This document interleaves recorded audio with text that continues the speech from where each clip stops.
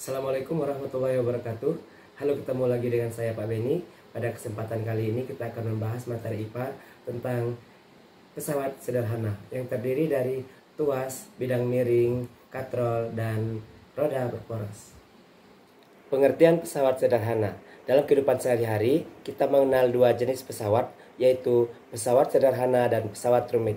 Pesawat sendiri merupakan alat yang memudahkan untuk pekerjaan manusia, di mana pesawat sederhana adalah alat-alat yang digunakan untuk mengubah arah dan besaran terhadap suatu gaya. Pesawat sederhana merupakan peralatan yang dibuat sangat praktis dan mudah digunakan. Ada 4 macam pesawat sederhana, yaitu tuas, katrol, bidang miring, dan roda berporos. Yang pertama kita akan membahas tentang tuas. Tuas atau pengungkit adalah pesawat sederhana yang biasa terbuat dari kayu dengan titik tumpu di salah satu titiknya dan digunakan untuk mengangkat suatu benda yang berat. Pada pesawat sederhana atau tuas, ini terdapat beberapa istilah yang penting. Biasa diketahui diantaranya adalah ada titik tumpu, titik beban, titik kuasa, lengan beban, lengan kuasa, beban, dan kuasa. Jenis-jenis tuas dibagi menjadi 3. Jenis 1 yaitu titik tumpu berada di tengah. Jenis tuas yang kedua yaitu beban berada di tengah. Dan tuas jenis ketiga yaitu kuasa berada di tengah. Nah, berikut adalah gambar jenis-jenis tuas ke-1, tuas kedua, dan jenis tuas ketiga. Berikut adalah rumus untuk tuas, yaitu digunakan rumus WB dikali LB sama dengan FK dikali LK, di mana WB merupakan berat benda satuannya Newton, LB merupakan lengan beban satuannya meter, FK yaitu gaya yang diberikan satuannya Newton, dan LK merupakan lengan kuasa satuannya meter. Berikut ini adalah contoh-contoh penerapan tuas dalam kehidupan sehari-hari. Tuas golongan 1 atau jenis ke-1 ada gunting, tang, palu, penjepit kertas, penjepit rambut, penjepit aki, dan juga jungkat-jungkit termasuk linggis. Kemudian tuas golongan kedua ada pembuka tutup botol, kemudian pemecah biji kemiri, kemudian ada pemecah cangkang kepiting, ada gerobak beroda 1, handle rem, kemudian ada pemotong kertas.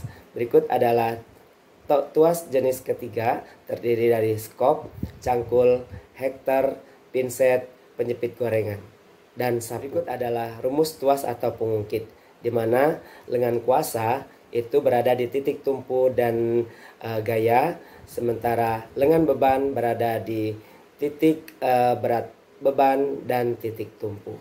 Berikut adalah contoh soal. Besi beratnya 160 Newton diangkat dengan tuas yang panjang lengan kuasanya 2,5 meter dengan lengan bebannya 1 meter. Hitunglah besar kuasa dan keuntungan mekanik. Perhatikan jawaban berikut ini.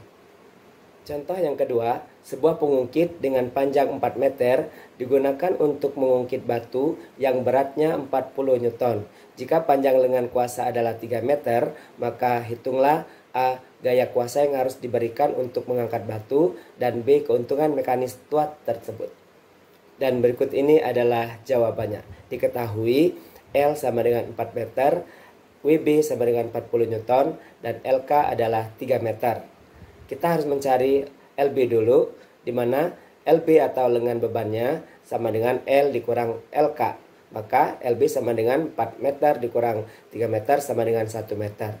Dan ditanya adalah FK dan juga KM atau keuntungan mekanik. Perhatikan jawaban berikut ini. Yang kedua adalah bidang miring. Pengertian dari bidang miring adalah media untuk memindahkan suatu barang dari atas ke bawah atau dari bawah ke atas. Contohnya, Pak Denny memindahkan tong besar yang berisi minyak tanah dari truk menggunakan papan yang dimiringkan. Dan mobil melaju turun ke bawah melewati turunan yang tajam. Berikut ini adalah contoh penerapan bidang miring dalam kehidupan sehari-hari. Yang pertama adalah bidang miring atau papan yang dimiringkan, paku, tangga, skrup, mata pahat, mata kapak, mata pisau, mata bor, dan jalan yang berkelok-kelok di pegunungan.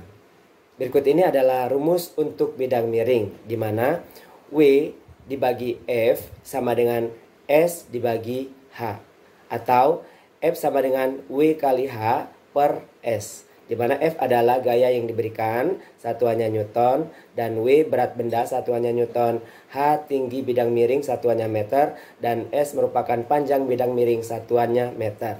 Untuk menghitung keuntungan mekanik, yaitu dengan menggunakan rumus S dibagi H atau W dibagi F. Contoh bidang miring. Berapa besar usaha yang dilakukan seorang yang menarik benda seberat 40 Newton pada bidang miring tersebut? Perhatikan gambarnya. Diketahui W sama dengan 40 Newton, S sama dengan 2 meter, H sama dengan 1 meter, dan ditanya adalah F dan KM, keuntungan mekanik. Perhatikan jawaban berikut. Berikut adalah contoh soal bidang miring yang kedua. Panjang papan bidang miring adalah 4 meter dan tinggi ujung atas papan di atas tanah adalah 2 meter.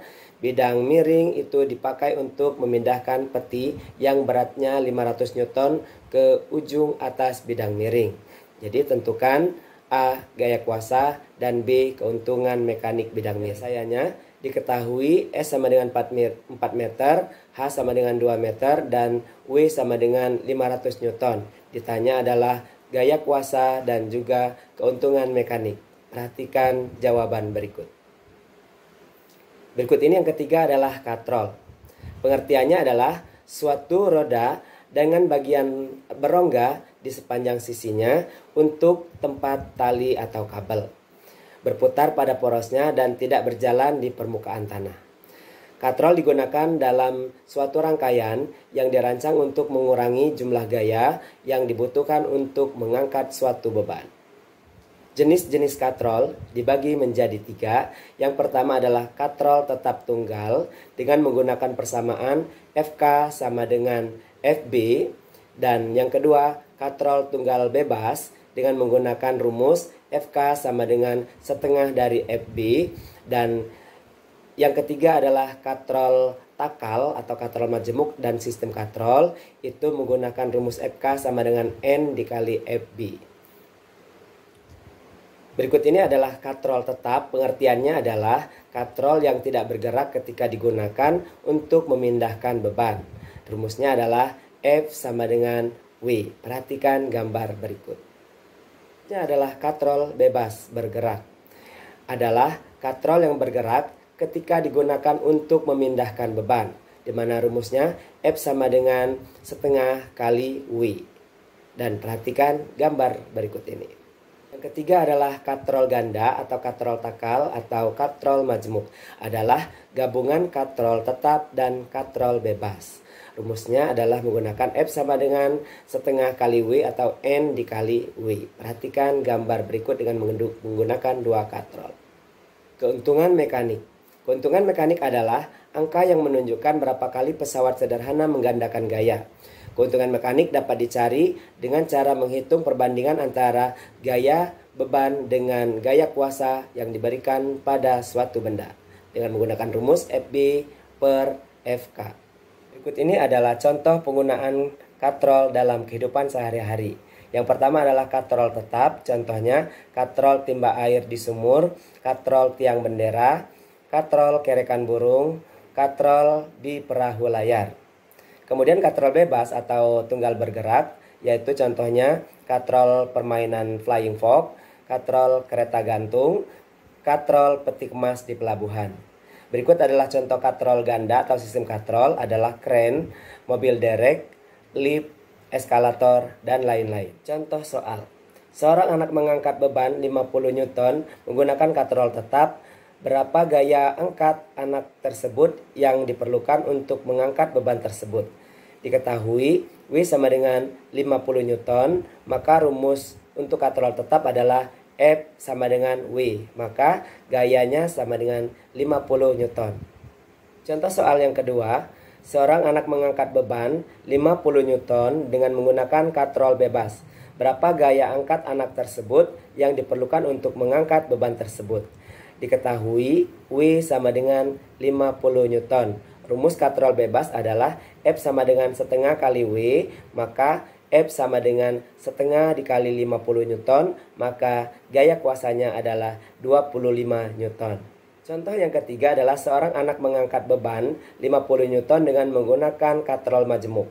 Berapa gaya angkat anak tersebut yang diperlukan untuk mengangkat beban tersebut?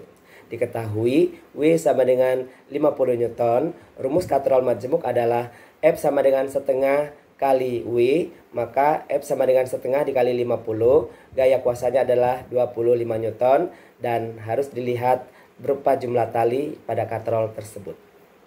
Contoh soal berikutnya.